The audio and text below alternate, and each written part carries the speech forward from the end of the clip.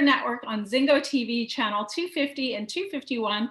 Remember to download the Zingo TV app. It is free in the App Store, or leave a review. Zingo TV is also available on Google Chromecast, Amazon Fire and Fire Sticks, Roku and Roku Sticks, also on all smart TVs from 2016 forward. So I have a really special guest today. I'm going to read you her bio. So Amber here is a UK-based teaching assistant who has worked in primary schools for over 20 years. She is originally from the small island of Malta in the Mediterranean. And as well as being a forest school leader, Amber is also a mental health advocate and has introduced mindfulness for children in the school that she's been working at for the past 9 years. And she has recently embarked on a crystal bowl sound healing journey, is a practicing yogi, a spiritual soul, and sober warrior who faces life's challenges head on. So welcome, Amber. So it's morning here, but it's late afternoon there in the UK. How are you today?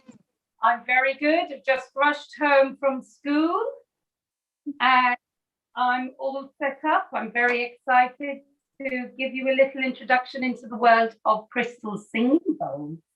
So we have crystal bowls in our home as well. So what made you discover them? What made you curious about them?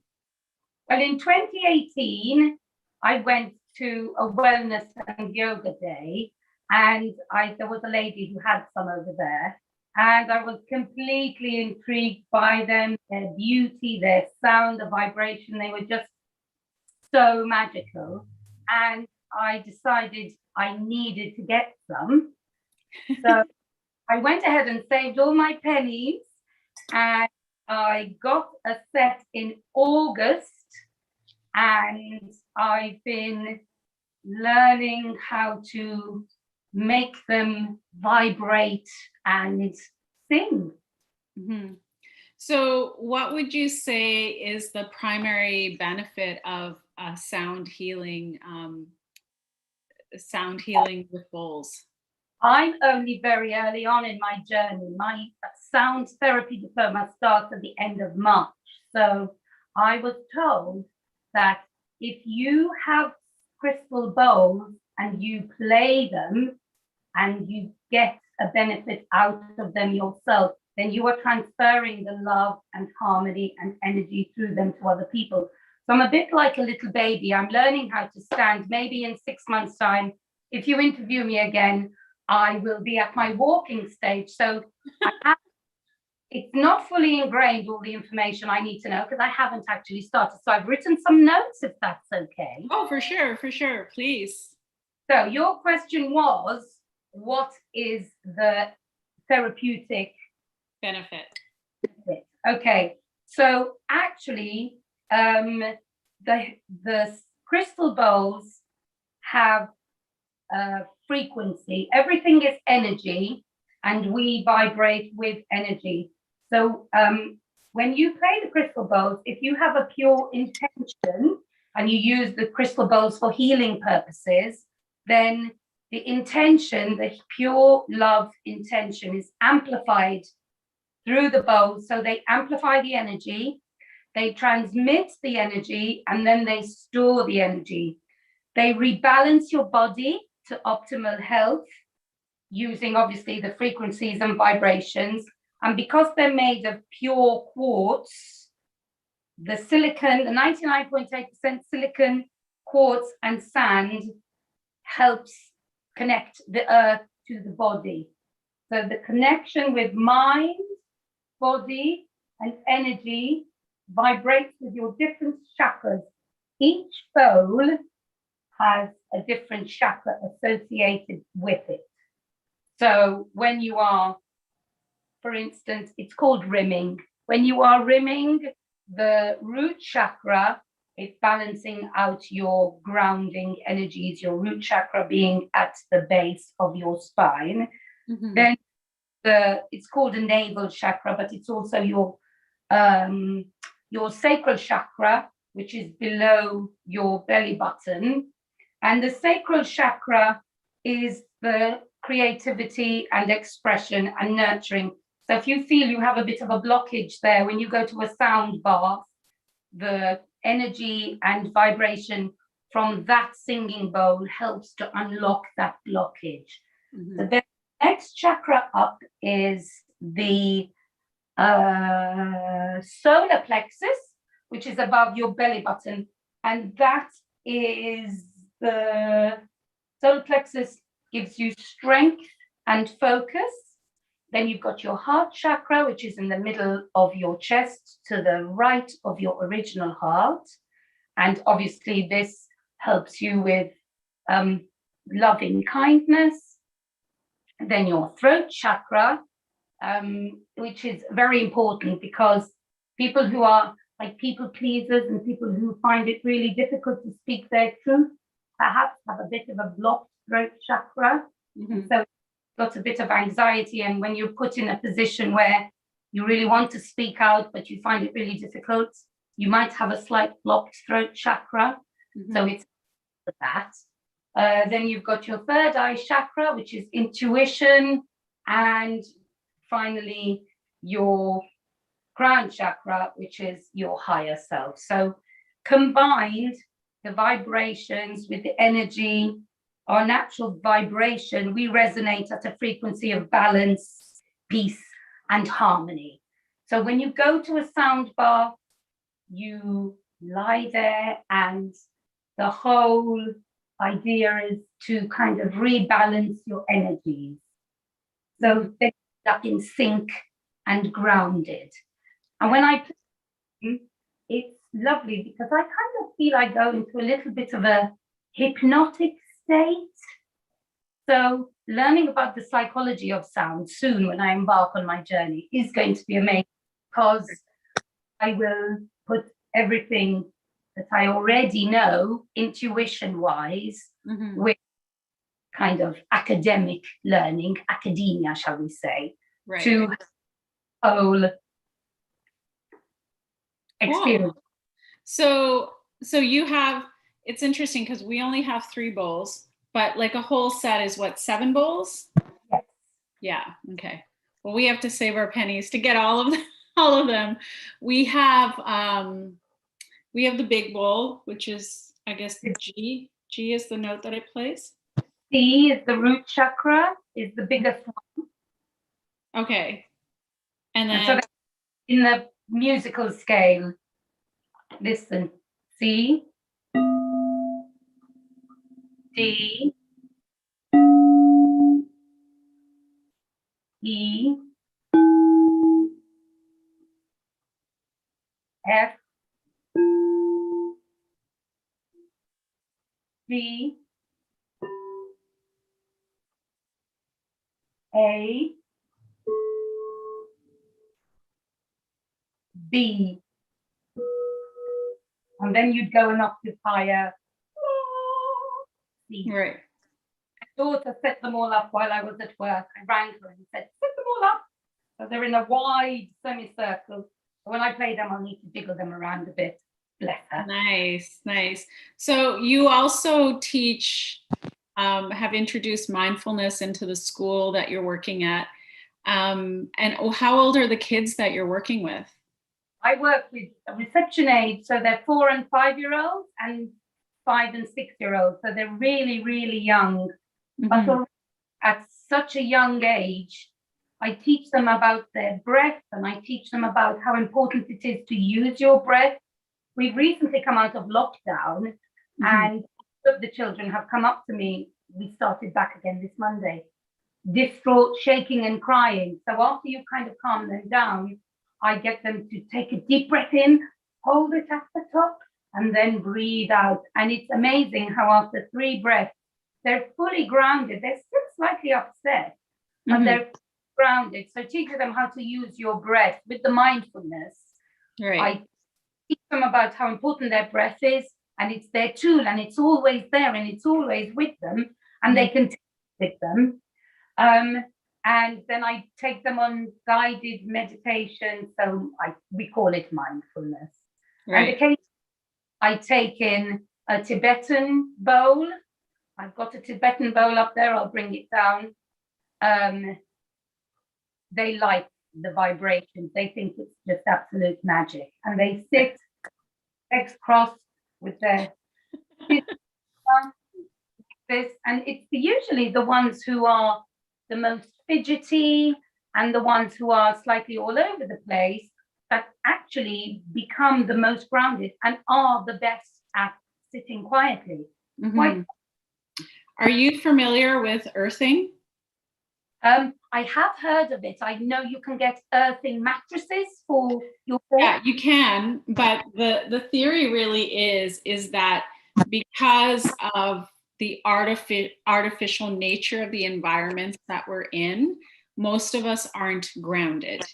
And so in young kids, what happens is it exhibits as misbehaving, as fidgeting, as acting out. And it's really because they're not grounded.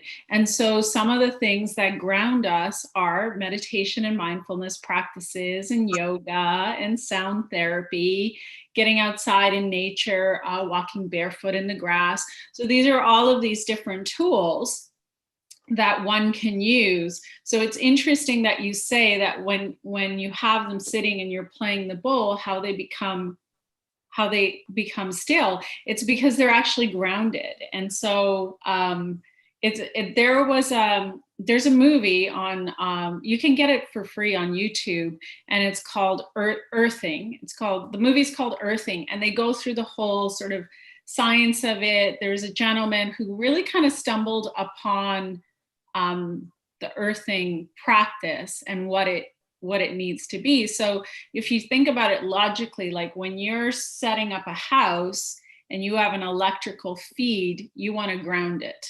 You ground the earth's energy. And yet we are biological beings and we don't think about grounding ourselves. We don't think about the fact that we live mostly in artificial environments and we're losing that connection to nature. And there are also many studies that look at how when people start to ground themselves, there's a reduction in pain and anxiety and mood disorders. And so there are a lot of benefits. I mean, I think that it's just another piece of the wellness puzzle that it's important to look at. Like when things are out of balance in the body, like, okay, what's going on? Like, what's the nutrition? What are the thought patterns? Like, have you been grounding yourself? Do you have grounding practices? How's the sleep? Like all of these different areas that we want to be looking at.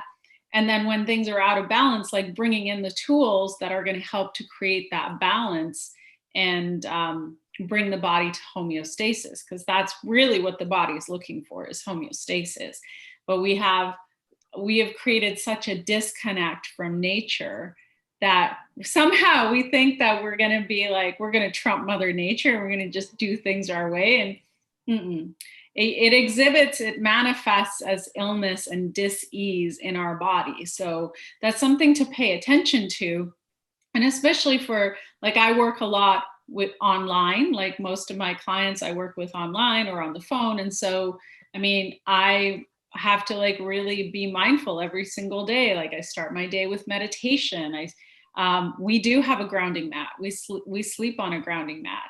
So we have all of these like practices in our daily life to help make sure that we're still creating balance in our body. We're grounding ourselves. We're taking care of ourselves in terms of nutrition. There are all of these elements that we bring in every single day. It's not when there's trouble that we bring them in. It's a part of our daily ritual. This is why forest school is such an amazing thing. In forest school, the children get dressed up in all weather gear and we go outside into the woodland at school, rain or shine. Tomorrow we're due forest school, but it's very windy. It's the only time you don't go out into the woodland, clearly because the branches might break and it's dangerous. Otherwise, we go out in rain, snow, and sunshine. And the children really benefit from being outside. They are, even the ones, as I say, the ones that are branded ADHD, tearaways, children who aren't good at listening, they have a focus, they have a task, and they love forest school. And what I'd love in the future to do is open up a forest school that does yoga, forget normal schools, outdoor yoga and crystal singing bowls and sound healing and a fire. We teach these children in forest schools how to make fires and teach them all about the different seasons, the different elements. Mm-hmm. They really get their senses going and planting and growing, just back to the earthing and the grounding, basically. Yeah, it's amazing. I had on the Monday edition of the show, I had on a couple of guests, and we were talking about how some of the things that we really want to learn or need to know in life, we don't actually learn in school. We learn it after school. Like I learned yoga and meditation and nutrition and all of these things I learned after I got my degrees. I actually don't use my degrees for anything except my nutrition certification, but everything of value in terms of building relationships and communication, all of that stuff I learned post school. Anyway, I want to make sure that we have enough time for your beautiful bowls. So why don't you, like, how long do you want to play for? Because we have about 9 minutes left. Okay, so I can play for 7 of those minutes then. Amazing. Let's do it. So I will put the phone back a bit so you can see them because they are so beautiful. How's that? That's beautiful. Okay, excellent. I can see 3.5 of them. That's good. Great. Well, there are more. They come all the way around. Hang on. I'll use my imagination. Let me just shift you a tiny bit. There we go. How's that? Great. Fantastic. Beautiful space. So if I ask you if you wouldn't mind closing your eyes. I shall. Take a deep breath in through your nose and out through your mouth. And as you do that, allow all the tension to drain away from the top of your head, down your shoulders. Big deep breath in, out through your mouth. Allow the energy to drain away all the way down your back. Last deep breath in through your nose, out through your mouth. Allow the energy to drain away all the way down your legs to your toes and enjoy.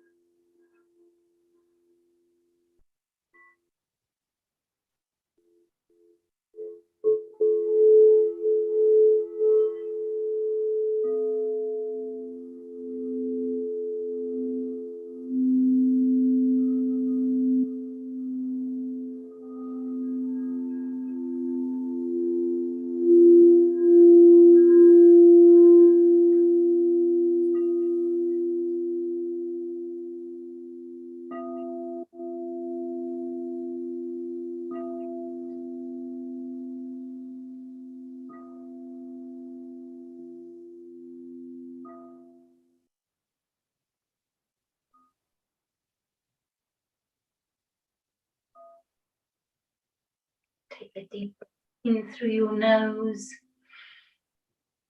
out through your mouth. Wiggle your fingers and your toes. And slowly bring your focus and your attention back into the room. And when you're ready, open your eyes. Hey. That was nice. Makes me want to get the rest of the bowls for our collection. They work really beautiful. I played the piano as a child, so I know the harmonies that you can do. You don't want them to be discordant. You want them to create a lovely harmony. So Yeah. Intuition and a bit of musical knowledge currently. Right.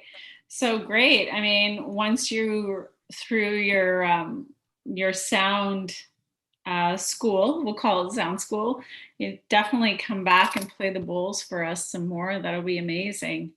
So yeah, I learned a lot. I'm glad you're doing what you're doing. The kids are lucky to have you. So I'm just gonna read the outro, and that's this week's show. So the show can be heard on Spanglish Radio Network, and her network is part of Spanglish World Media. Check out spanglishworld.ca for all news and programming. Spanglish World. Watch it, hear it, read it, download it, and live it. Thanks so much, Amber. Thank you so much, Julie. It's great to speak to you.